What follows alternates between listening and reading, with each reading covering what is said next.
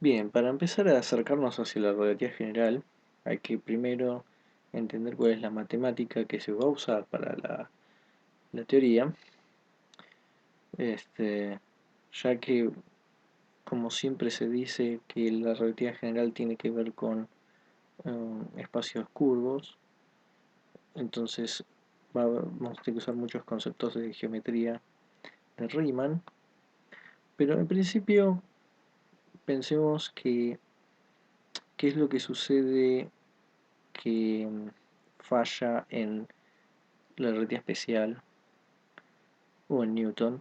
La relatividad especial lo que sabemos es que simplemente estamos en eh, sistemas de referencias inerciales, y nosotros ya teníamos incompatibilidades de la gravedad newtoniana con relatividad especial, ya que en la teoría de Newton, o sea, vamos a decir la gravedad newtoniana, em, la fuerza gravitacional es instantánea. Por supuesto que la relatividad especial no permite esto. La velocidad de la luz es una velocidad máxima y esto ya invoca una diferencia. Entonces, a partir de acá,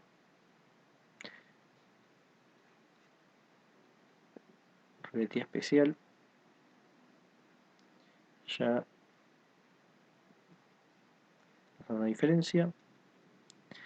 Y bueno, para poder reconciliar la relatividad y la disparidad, tenemos que movernos del espacio plano a un espacio curvado. Entonces, vamos a tener varios puntos que ver. Uno es que la materia y, y la energía curvan el espacio-tiempo. Por supuesto, esto lo vamos a ver con más detalle. Esto es simplemente para introducirlo. Y también vamos viendo que la matemática de la relatividad general va a tener que ver con que el espacio-tiempo eh, se puede modelar, ¿no?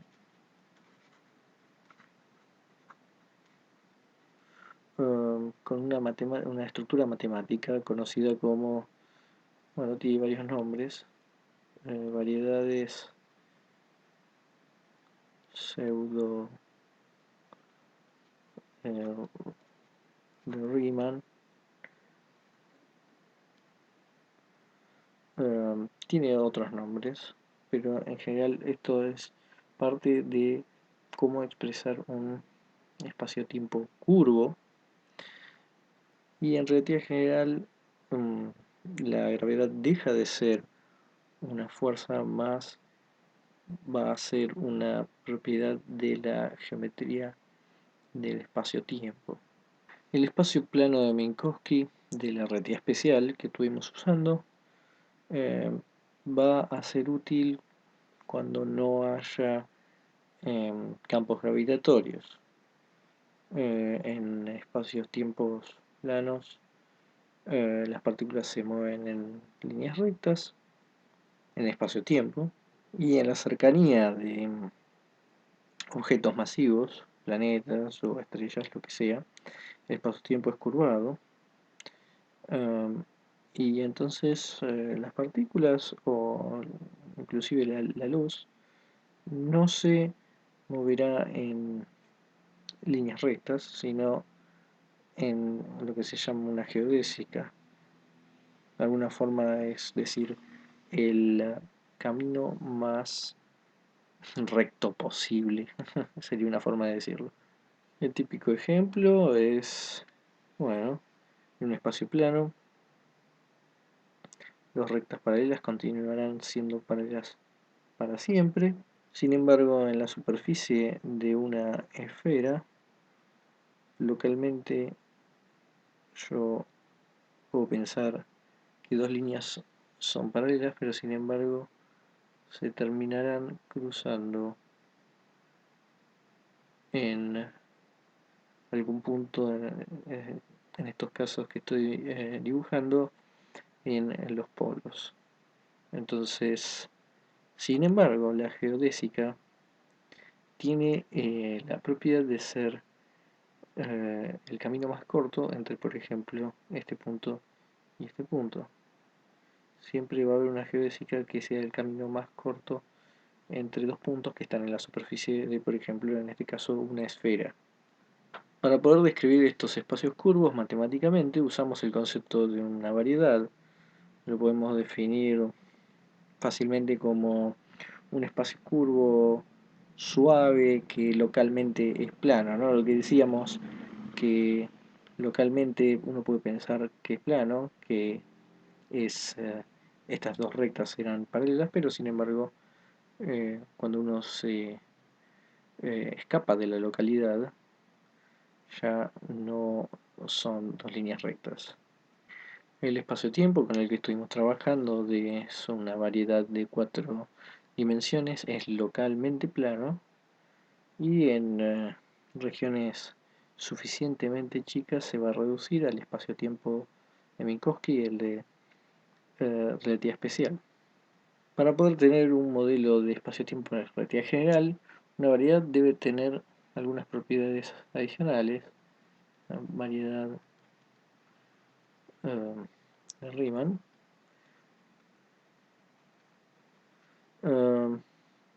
primero que le pedimos es que sea diferenciable. Después vamos a profundizar en ejemplos o en casos particulares. Lo que sea diferenciable tiene que ver con lo que dijimos de que sea suave. Esto va a tener que ver también cuando veamos tensores, las propiedades de transformación que tienen los tensores tiene que ver con el uso de derivadas parciales. La segunda propiedad importante de las variedades de Riemann es que debe contener un tensor métrico simétrico. Ya vamos a ver bien las cosas técnicas que tengan que ver con que se llame un tensor, pero ya vimos el tensor métrico para el espacio de Minkowski. Van a haber otros tipos de tensores métricos en los cuales va a definir cómo va a ser la curvatura o cómo medir distancias en la variedad. Entonces, si una variedad cumple estas dos propiedades, se le llama variedad de Riemann, en honor a Bernard Riemann, el matemático, que descubrió que la métrica contiene toda la información que necesitamos para describir la curvatura de la variedad. Si sabemos la métrica, sabemos el espacio, y es por eso que es crucial la métrica para la relatividad general. Una variedad de Riemann n-dimensional tiene como elemento lineal, está dado por dl cuadrado, g y j, que es el tensor métrico de x y de xj. Por supuesto que esto parece complicado, pero es simplemente lo que hemos usado, por ejemplo, cuando hablamos de el espacio euclidiano, que lo escribimos de esta forma por Pitágoras, donde podemos decir en este caso que el tensor métrico es esta matriz. Y lo mismo habíamos visto con el espacio de Minkowski, donde si teníamos el espacio-tiempo de forma cartesiana, que es, bueno, c cuadrado de t cuadrado menos de x cuadrado menos de y cuadrado menos de z cuadrado, teníamos el tensor métrico, que era 1, 0, 0, 0, menos 1, 0, 0, 0, 0, menos 1, 0, 0, 0, 0, menos 1, que representaba el elemento lineal en el caso de espacio de Minkowski. Este era el tensor métrico. Por supuesto que esto era en cartesianas, en coordenadas cartesianas, pero si cambiábamos por esféricas, por algún otro tipo, ya el tensor métrico ya no quedaba de esta forma diagonal, sino podía quedar más complicado. Y la pregunta sería que, ¿cómo sabemos si un espacio es plano o es curvo? Y bueno, para responder eso eh, hay un tensor, el tensor de Riemann, que va a decidir si es plano o curvo. Bueno, y parte de la discusión va a ser cómo saber si cómo es la curvatura de una variedad. Por ejemplo, una de las más simples variedades de dos dimensiones es la superficie de una esfera, ¿no? Uno puede tener el elemento lineal, ¿no? Como describir Pitágoras sobre la superficie de alguna forma, ¿no? Para decirlo de alguna forma, sobre la superficie de una esfera es del cuadrado de r cuadrado más r cuadrado de tita cuadrado más r cuadrado seno de tita de phi cuadrado. En este caso nosotros estamos considerando una esfera. Si consideramos la superficie, deberíamos fijar R fijo. Ahí tendríamos para ese R fijo una superficie de la esfera. Y de esa forma obtendríamos que dl cuadrado es R cuadrado de tita cuadrado más R cuadrado seno cuadrado tita de phi cuadrado. El R cuadrado ya lo tengo fijo, así que esto ya no lo tengo al ser una constante, y entonces describimos la superficie con dos coordenadas polares, tita y phi, y entonces podemos obtener g y j, ¿no? Con cada una de sus cada uno de sus coeficientes de la matriz. Claramente tenemos los dos al cuadrado, así que los que están mezclados van a ser 0. Después tenemos para tita cuadrado r cuadrado y r cuadrado seno cuadrado tita de phi. En este caso, simplemente para ponerlo, el inverso vamos a escribirlo con el ij arriba, es 1 sobre r cuadrado 0, 0, 1 sobre r cuadrado seno cuadrado. Se saca fácilmente la inversa cuando es una matriz de 2 por 2. Y por ejemplo, supongamos que quisiéramos encontrar la circunferencia alrededor de la esfera, ¿no? Que está dada por algún ángulo en este caso tita constante.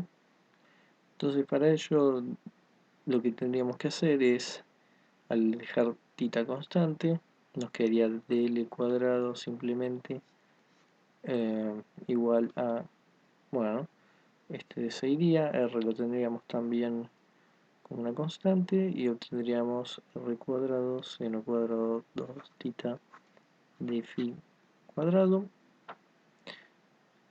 Se pueden ir todos los cuadrados para obtener el diferencial, cuánto vale, y solo nos quedaría el ángulo phi, que es el que da la vuelta alrededor en este sentido, en la base, y entonces al tener el diferencial y saber que tengo que dar toda la vuelta en la base, o sea que vaya de 0 a 2pi, podemos encontrar la circunferencia simplemente haciendo la integral entre 0 y 2pi de r seno de tita de phi, eso, que va a ser 2pi r seno de tita. Esto lo que nos dice es que la circunferencia va a variar según r, o sea, qué tan arriba, qué tan abajo tomo el casquete, la superficie, y el seno de tita, o sea, cuál es el ángulo que tomo.